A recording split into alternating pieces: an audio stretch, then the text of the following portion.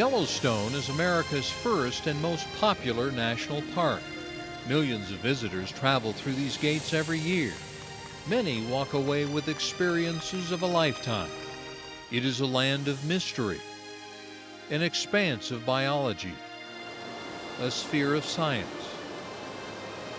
It was created in 1872 as the world's first national park, a grandiose scheme but lacking in essentials. It was like leaping on the back of a wild Mustang. The ride's going to be pretty tough until you learn how to work together. They had no idea of how to manage a national park. What should be done? How should we protect it? What do we do with visitors? Yellowstone was a pristine site at odds with the technological evolution of mankind. Nobody knew. How do we protect the geyser formations? How do we protect the animals? All of those were big questions. Questions debated since the arrival of Euro-Americans. Yellowstone ecosystem, ruled by the doctrine of nature, was one of balance. But early caretakers and visitors who were freshmen in the School of Environmental Science imposed their own sense of balance. And wolves were here when this park was established. And at that time, however, people didn't like predators like wolves and eliminated them. Great sport back then that anything that ate other animals should die. So coyotes, wolves, eagles, ravens were also killed by the thousands. It has taken over 135 years of man's trial and error for Yellowstone to regain its natural ecosystem. It is a realm like no other. It's difficult to find in the north temperate zone of the planet a place that has as much of its fauna still left from primitive time. It also has evidence of a violent past. It put down multiple feet, many feet of ash as far as the Mississippi River. A place where nature ruled supreme, where animals are predated by a witch's brew of churning, boiling cauldrons. Imaginary demons belching forth their steaming hot breath. Scalding hot water spewing forth from deep within the bowels of Mother Earth.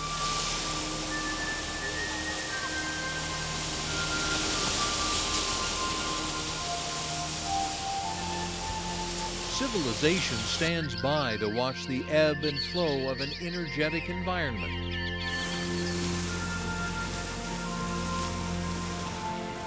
Scientists find its volcanic unrest a window into our planet's past. Caretakers receive training through the insights of Mother Nature. Lessons are learned, plans are altered, priorities changed. Only the goal has remained the same.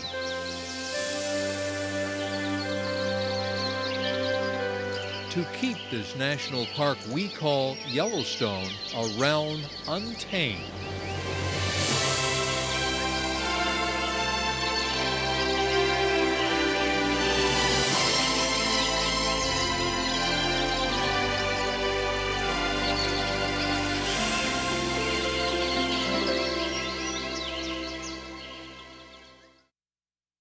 The roadside begging bear soon became dependent upon the handouts, and visitors were encouraged to feed them. Even U.S. presidents took part. This is Warren G. Harding, our 29th president, feeding a Yellowstone bear cub in 1922.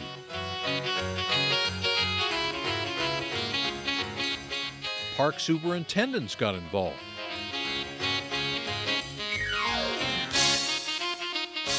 As did nearly every other visitor.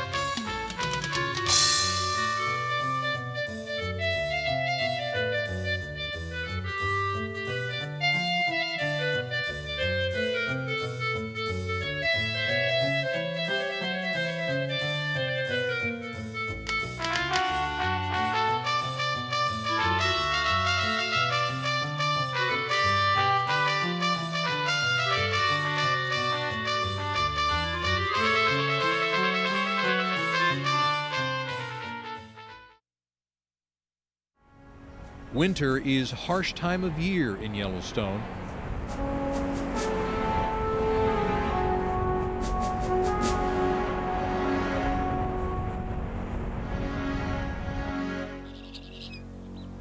Temperatures of a minus 45 degrees Fahrenheit are not unheard of.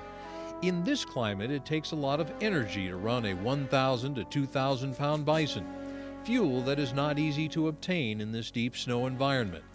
It is a time of survival for the strong and a slow and agonizing death for the weak.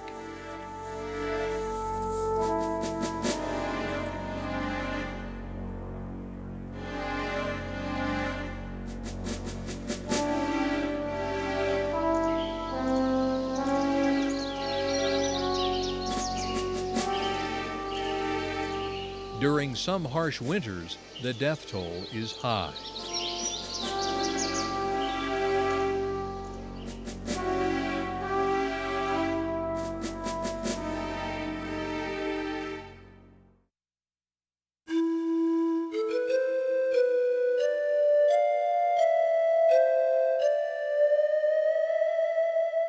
One of the most controversial predators saved by the endangered species list is the American wolf. The wolf returned to Yellowstone in 1996, only after much heated debate. Project leader, Dr. Douglas Smith. Wolves were here when this park was established. And at that time, however, people didn't like predators like wolves and eliminated them.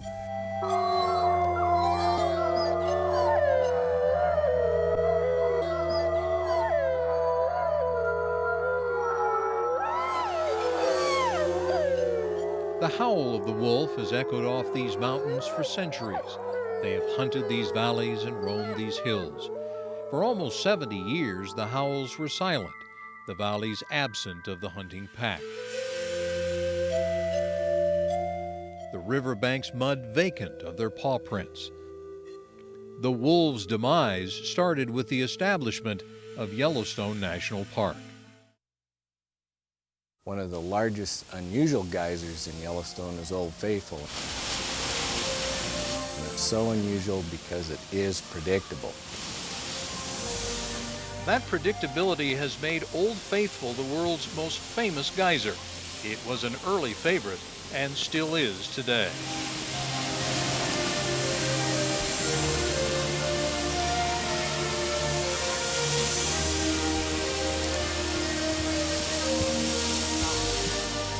It has been pumping out 244 degree Fahrenheit water on a 60 to 80 minute cycle throughout the recorded history of Yellowstone National Park.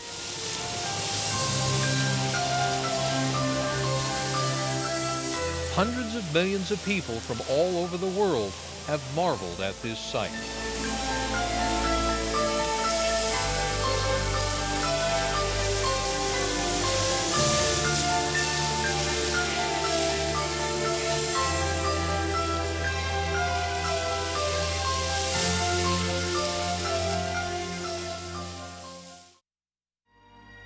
These pine skeletons are but a stark imitation of the once thick forest that flourished in this valley. Their ghostly vestiges, visual reminders of the molten giant that lies beneath this park we call Yellowstone. No reason to think either earthquakes or volcanism will stop. What form it will take, we don't know. It is a force beyond man's control. It is the uncontrollable power of nature. A power that will always keep Yellowstone a realm untamed.